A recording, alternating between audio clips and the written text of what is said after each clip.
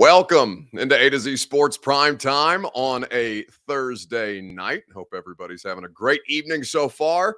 Very happy to have you all in for another edition of the Primetime Show. Tonight, we are going to talk about the offensive coordinator search, a free agency look. My colleague, Blaine Bishop, getting a little fired up about some players who he absolutely requires that the Titans will sign this offseason. We'll get to that later on. And a weekend bounce back, because that's what we do on Thursdays. Before I ask you to share this show, before we do anything, first and foremost, we need to pay proper tribute to the person who makes this damn show possible. Producer Reed. It is his last night after, I think, Reed, 3 years of us working together. You are now officially the longest relationship that I have in my life at this stage. And it is something that it breaks my heart that he's going on to bigger and better things. Reed, get on the screen, for God's sakes. Normally we don't do this early in the show. We hardly do it at all. Early. Goodness, this is very early. I appreciate you bringing me on here. Yeah. Absolutely. We're even going to take the graphic off so everybody can see your beautiful face. Here's the deal. I'm going to get sappy at the end. I'm probably going to cry. It's going to be a very emotional evening for everybody, but I feel like on this show we do not I feel like I have a tendency to take up a lot of air. So I want you to tell people how they can share this show tonight to get people involved and invite more people. Do you know how to do this? It's been 3 years. For God's sakes, We are on Facebook, YouTube, Twitter, and Twitch. So make sure you go retweet, give this show a retweet on Twitter. On Twitch, share it around. On Facebook, you are going to go into the bottom left-hand corner, share now to public, to get all those Titans fans in here to share that around. And if you're on YouTube, you make sure not only to subscribe so you can make sure that everything gets notified, but you are going to give us a like. Then you're going to unlike us. Then you're going to like us again just for the double like for me this evening, because this is my last show. I'm going to bask in this just a little bit. Yes, you absolutely should. Reed, I'll give you the opportunity, or, the floor is yours at the end of the show if you would like, or if you would rather say something to people now before we begin. You are also, however you want this to go, buddy. This is entirely your bag, because this show is not possible. I am helpless. Producer Robert, who we will not put on camera right now because it's entirely too much for people to deal with. And also I saw what's going on in the background of Producer Robert's situation. We'll deal with him at a later date. And you guys know Robert, unfortunately, from the radio show.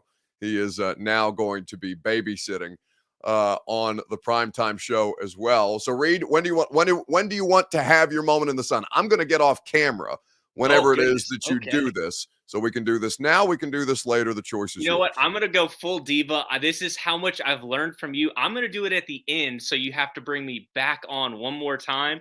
I want to be right before you have to play your end of show video, because it's my baby that I brought that video to you. But I will answer one question before we do that, and that is right here from Jacob. It is, in fact, Reed, R-E-I-D,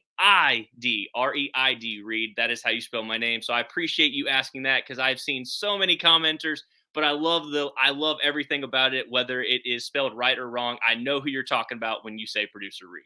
That's right. All right, back to the shadows. Let's do a show, and let's make sure we give Reed his moment in the sun at the end. Welcome into A to Z Sports Prime Time from the Superbook Sports Studios. I'm your host, Buck Rising. I'm proud, as always, to be presented to you by the fine folks at Two Rivers Ford. Two Rivers Ford is where you go for 2023 model year Fords. No matter how you like to shop, Two Rivers Ford always makes it easy. Go to Two Rivers Ford in Mount Juliet or online at tworiversford.com. The Ashton Real Estate Group of RE/MAX Advantage, GaryAshton.com, is where you go for your dream address without the stress. The Intel edge you need to succeed can be found with the official real estate agent of the Nashville Predators and A to Z Sports Prime Time. Superbook Sports, where you go to wager on college basketball, the NBA, the NHL, and what remains of the NFL season. Download the Superbook Sports app today. And TrueMav Fitness, where I got my workout in this morning, where you can get your first workout free as a Middle Tennessee resident. Go to TrueMavFitness.com and get your fitness goals accomplished today.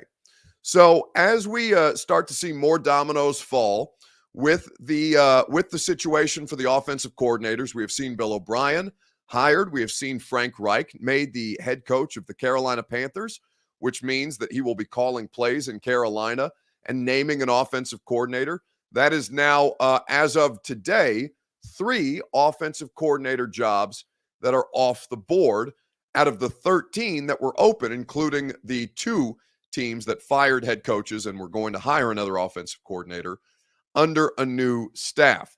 So one of those jobs, obviously, is the Tennessee Titans. And at this point, they're kind of taking their time on this thing. Now, how many candidates they've interviewed? They've been very tight-lipped about that. How many different people that they have been reported to have interviewed?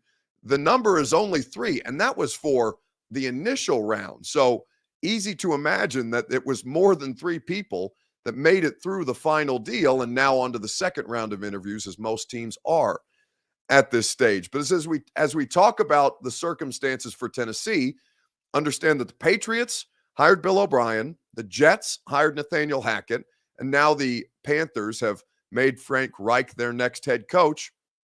Now we're in a spot where, the pool is getting smaller and some of the best options for the Titans starting to come off the board.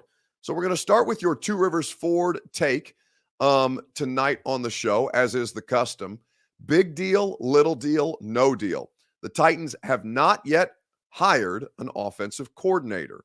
We'll talk about this together right after I remind you that A to Z Sports Primetime is, as always, made possible by Two Rivers Ford. Your Two Rivers Ford take is made possible by Two Rivers Ford.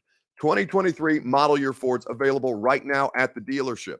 No matter what vehicle you are interested in, an Explorer like I drive, the F-150, the Bronco Sport, the electric Mustang Mach-E, Two Rivers Ford has any number of 2023 model year Fords on the lot right now for you to come test drive and check out yourself. They always sell all new non-specialty Ford vehicles below MSRP and are the best in the business. They are literally award winners for their customer service at Two Rivers Ford in Mount Juliet or online at tworiversford.com.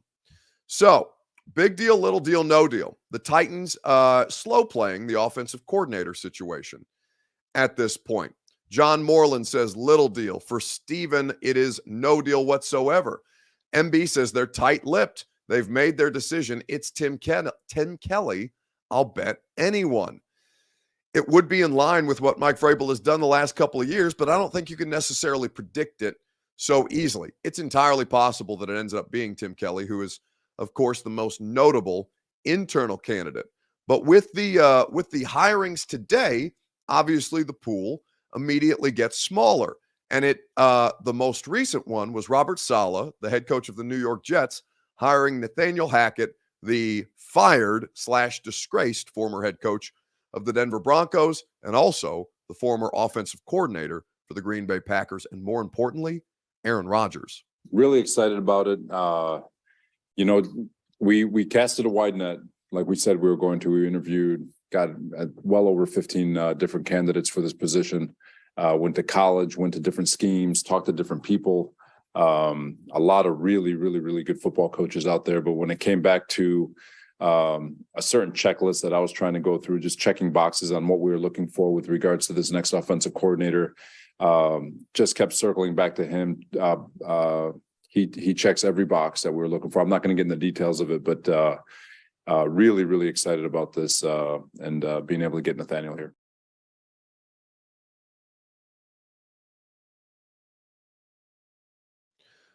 So that's the Jets head coach, Robert Saleh, talking about Nathaniel Hackett. Now, they also, in hiring Nathaniel Hackett, hired the Titans' former offensive line coach, Keith Carter, who was fired here at the same time as Todd Downing, Anthony Midget, and Eric Frazier, who was an offensive skill position assistant at the time. Marlo Painter says, Nathaniel Hackett got another job, so it wouldn't shock me. See, Nathaniel Hackett was not a good head coach, obviously. He's one of 5 NFL head coaches to have been fired since the merger, since 1970, basically. in the middle of their first season, right? He joins the esteemed ranks of people like Bobby Petrino and Urban Meyer, but with it's not even that he was morally objectionable the way that the other two were. It's just that he was that terrible at what it is that he did for a living. So now Nathaniel Hackett, who by all accounts is a good offensive coordinator, but cannot manage an NFL locker room as the executive and CEO that the head coach needs to be in that role, the same way that Mike Vrabel does, he's going to get another opportunity to try and get things right in New York. Now, how much of this is about the Jets making a play for Aaron Rodgers? Who's to say? But it is an interesting circumstance. And one of the names that was very much discussed as one of the best available options on the coordinator market. Coordinators get head coaching jobs because they're exceptional at what they do. No one would dispute this. Just because they don't pan out as head coaches doesn't mean that they can't again be successful offensive coordinators at this stage. A quick reminder that A to Z Sports Primetime is presented by the Ashton Real Estate Group of RE/MAX Advantage. GaryAshton.com is where you go for your dream address without the stress. Nobody will put you in better position to succeed than the Ashton team. They are the best in the business. There is no question. They are the official real estate agent of the Nashville Predators, and they will get you that intel edge you need to sell your home without any showings or staging, for you to find your next home while you sell your current one in this red-hot Nashville real estate market, to win the buyer battle and cash in on your home equity now. Go to GaryAshton.com for more information. For the best in the business, trust the team that your favorite teams trust. So, as far as the Nathaniel Hackett hire goes, obviously now the Titans are in competition with 10 other teams. And it was funny. I had First Take on during the radio show because we're I think the second hour of First Take is the first hour of the radio show. So normally ESPN's on the TV in my studio while I'm doing the radio show. And it was funny to listen to Stephen A. Smith going off about the Jets hiring Nathaniel Hackett, obviously as somebody who's based out of New York. Here's the reality of the situation. Nathaniel Hackett did a god-awful job in Denver this past season. Could you take a break? I mean, you're getting paid. You had a multi-year contract that you signed. You lost your job after 1 year. We know you're going to get paid. Can you take a break? If you're the New York Jets, what the hell are you doing? Now, you wanted to get rid of Mr. LaFleur. You know, we get all of that. You know, you want to get rid of Mike LaFleur. I understand that. You have to make a move in a different direction. But Nathaniel Hackett, after the job we just saw their offense do in Denver this past year, ask the Denver defensive players how they feel about Nathaniel Hackett's offense. Why don't you ask them? Because I promise you, it won't be too damn complimentary. Now, they'll probably listen to Dan Orlovsky and not say it publicly because that's not the right thing to do. But they'll feel that way even if they got to keep it to themselves or they're in a circle. They damn sure ain't going to applaud it. They're not going to rave about it. They're not going to endorse it because it wouldn't be the right thing to do. You're the New York Jets. Come on. You didn't have to go in this direction. Nah, I'm not feeling this, Dan Orlovsky. I'm not feeling this at all.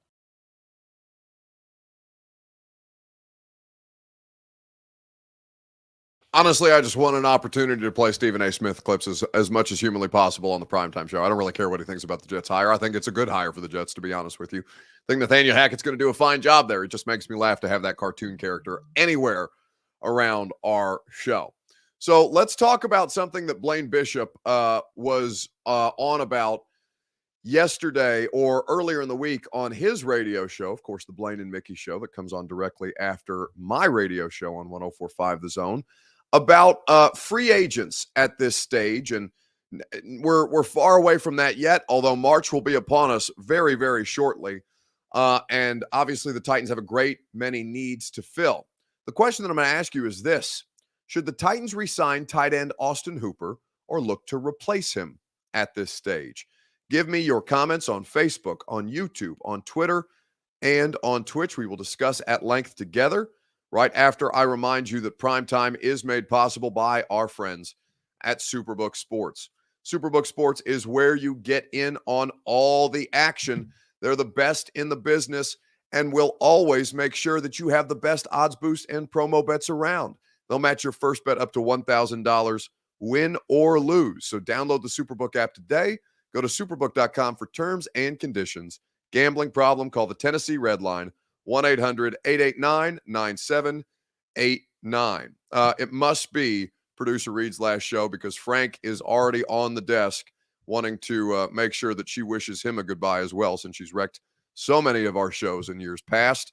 So Frances has made her way onto the broadcast situation. We'll see if she wants to make an appearance and say goodbye to producer Reed at the end of this thing as well. But looking at the circumstance for the Titans in free agency, the tight end market is going to be an interesting one. So I was looking at this list on SpotTrack.com that always does well to compile the NFL free agents for each season and to designate them by unrestricted free agency, guys who are going to be on certain kind of tenders. You know, you're able to separate them by position. It's a very, very useful tool for all of us who are interested in all the different things that need to be tracked in the offseason. Cap space, what each player is making, their cap hit, their dead cap number, all these different things. SpotTrack, I think, is the most comprehensive website for any of this stuff. So looking at the guys who are unrestricted free agents at the tight end position this coming year, Austin Hooper is obviously one of them. He was on a 1-year, $6 million deal here in Tennessee. He's not the best on the market because you'll have guys like Dalton Schultz for the Dallas Cowboys, who, outside of having a boneheaded move at the end of that game against San Francisco, has been a very good player this year. Mike Gesicki from the Dolphins, Evan Ingram from the Jags, guys like Robert Tonyan, Hayden Hurst, Jeff Swaim is an unrestricted free agent, if that tickles your fancy to bring the big guy back, the best blocking tight end apparently on the Titans roster. Jibo Hedges says, big Jeff Swaim, that dude. Yeah, he's definitely that something. You know what? That's not fair to Jeff. Jeff does the best possible job that he can. It's not his fault that he's been put in positions to have to, be a featured tight end in ways that, he's just not been capable of being a featured tight end at this stage in his career. So is Hooper worth bringing back or letting walk, given that he'd likely want more than $6 million a year? He had a decent season and obviously was a valuable asset for this team. Kenneth Davidson says, replace him in the draft. $6 million a year for what he did was too much. But is that his fault? I mean, he didn't start to get meaningful snaps until, guys, it felt like halfway through the season. And this is not a high volume passing offense, so that's something to keep in mind. I thought he was a productive player. I thought he made a difference on third down specifically, but obviously was not good enough on offense this year. In looking at the tight end position, I thought it was interesting. Robert Walsh, who will now produce the primetime show and also does great work at 104.5 The Zone, sent me this clip of Blaine Bishop talking about the tight end free agency market and one player in particular who Blaine is insistent on the Titans to sign. So, all right, we'll get to the GM. You and me talking, and it's free agent season, right? It's going to be draft season. It's going to be all that. What tight end were you telling me? Boy, I wish he was a free agent. Oh, Hurst. I love me some Hurst. Guess who's a free agent? Hurst. He only signed a 1-year deal with the Bengals. The Titans, if you ever listen to B. Bizzle, this is the time. I want you just to go back and watch what he did to Bud Dupree in the game. We're talking about blocking. And I'm on nothing else. He act like that guy did something to him personally, and the way he hit him, and it hit him to let me just say it, to kill him. That another grown man, he saw him and he hit him. And like if somebody would have hit me like that, there might have been they might have to come arrest me before the game if I didn't get a chance to get him back. That's how bad he hit him. And by the way, that means he's got the killer instinct mentality, and that means he's an all-around player. I like versatile all-around players. I don't like one-dimensional players. So then we see what he has done in the passing game. Hayden Hurst is the real deal. Hey, man, you bring him in, the tight end situation, you can keep Chig doing what he's doing, motion and all this. This guy can play online, in the backfield, Hurst. He can motion and crack back on D tackles. I've seen him do it all. All right. Well, I pay him $8 million. What they pay Hooper $7 million? Oh yeah. You like $7 million? I'm doubling your salary, bro, for a nice little 3-4 year deal. See, I got Blaine you. Bishop.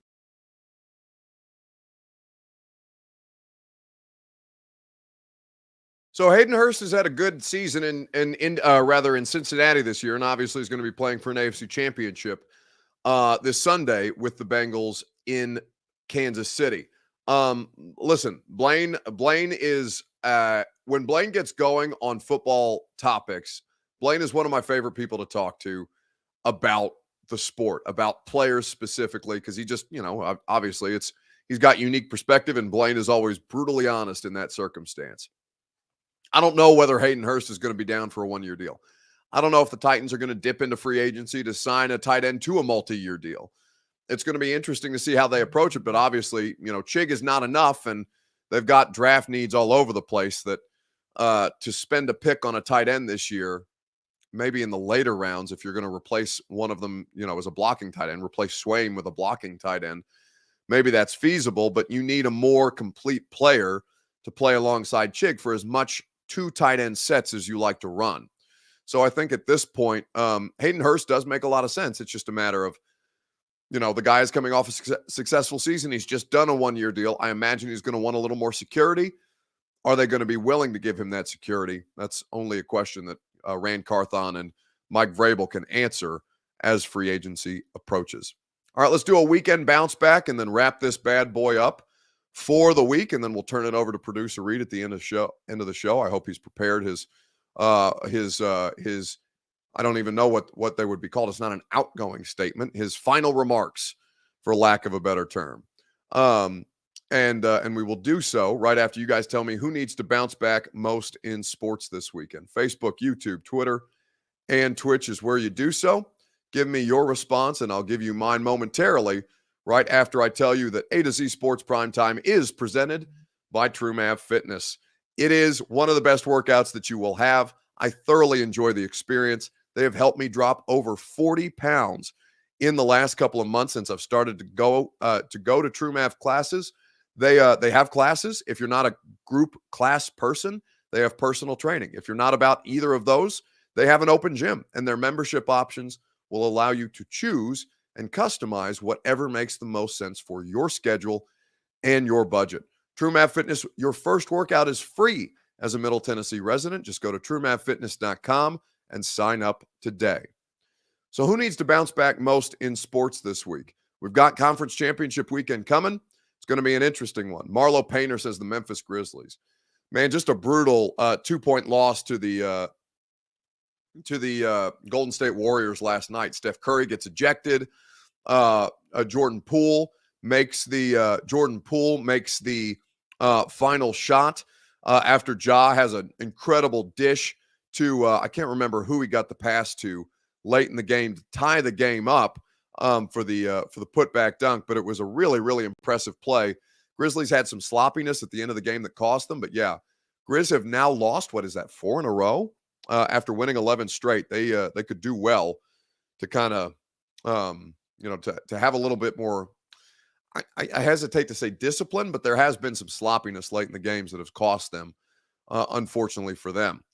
Leo says Shannon Sharp is in the Grizzlies' heads. Yeah, I don't know if that's the case, but certainly not an ideal circumstance right now. Lady Vols basketball needs a bounce back in this fourth quarter. That's right. The Lady Vols are playing UConn tonight. I currently have the Mississippi State Ole Miss game on. I will turn to the Lady Vols here in just a second because that fourth quarter is going to be interesting.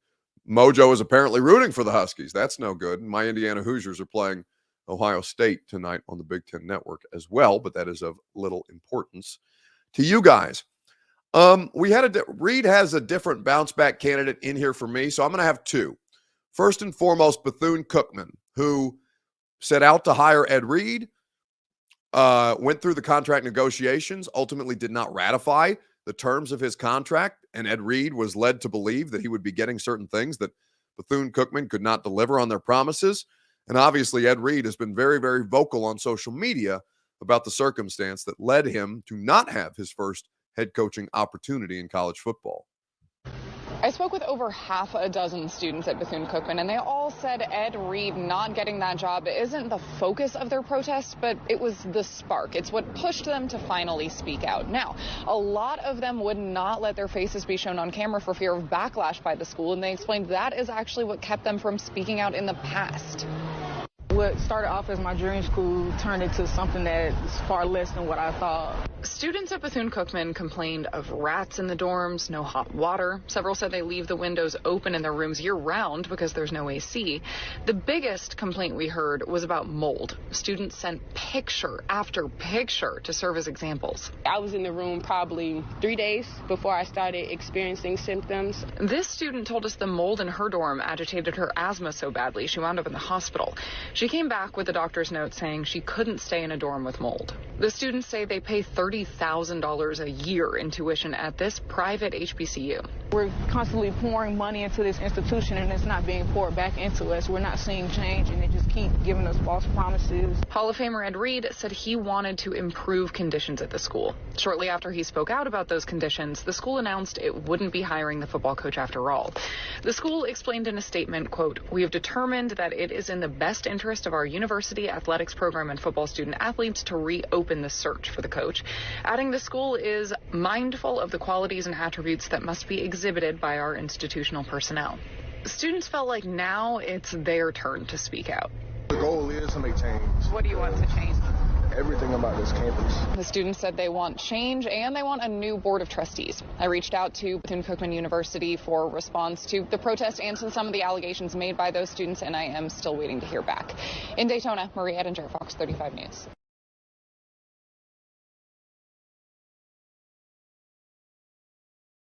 So obviously that's awful, right? The idea that students are fearing retribution from the university from speaking out about anything, much less the Ed Reed circumstance. It's a really, really bad. Now, you know, I can't lie to you. I haven't paid a ton of attention to Bethune-Cookman prior to this, and this is obviously going to bring a great deal more scrutiny. But now it is receiving local media attention, national media attention because of the figure that Ed Reed is, and this is obviously the risk that you run if you start to meddle with these things but can't actually deliver on your promises.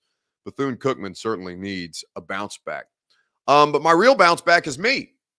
I'm losing my right-hand man. I'm in bad shape as far as this goes. Now, Robert is useful, I suppose, but useful is a term that we will see how he proves his merits on the primetime show. It's a much different animal than the radio show, and Robert is obviously an incredibly creative mind, and we are grateful to have him. I'm happy that Austin and Zach were able to make that happen because that was something that I certainly wanted, and I know that Robert's going to crush it. But Reed is my guy, and Reed has been my guy for as long as I have a close. Reed is the only person that I talk to on a daily basis, honestly, at this point. And you know, he's always the kind of human being that is never has a bad attitude, even when he's having a bad day. And God knows that Reed has plenty of different reasons to be shitty about some stuff from time to time, but he will come in here and he will always have